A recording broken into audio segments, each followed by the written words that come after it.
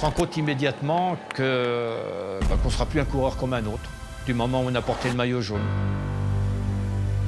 Je m'appelle Bernard Thévenet, vainqueur du Tour de France en 1975 et 1977.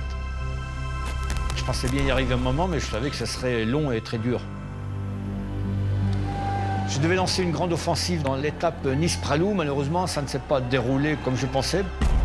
J'ai perdu beaucoup de temps. Je suis arrivé au pied de Pralou, la dernière montée. Je suis monté en rage parce que je voulais absolument réduire mon écart sur Eddy. Et finalement, je l'ai passé à 2 km de l'arrivée. Et j'ai fait un effort vraiment maximum. J'avais 1,58 de retard au classement général.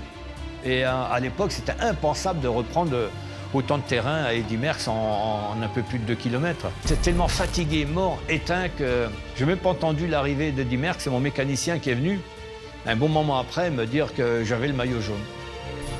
Dès qu'on l'a, on commence à se dire maintenant, il faudra le garder parce que contre Eddy Merckx, c'est quand même un sacré challenge. Hein.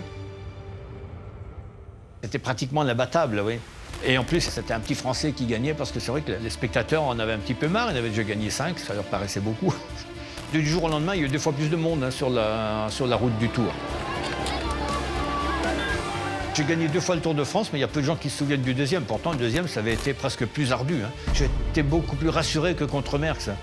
Contre Merckx, je me suis fait du souci jusqu'au dernier tour sur les champs. Hein. Le maillot jaune a changé ma vie, bah oui, on en parle encore 40 ans après. D'ailleurs, franchement, quand j'ai gagné le Tour de France, je ne pensais jamais qu'on m'en parlerait encore 40 ans après.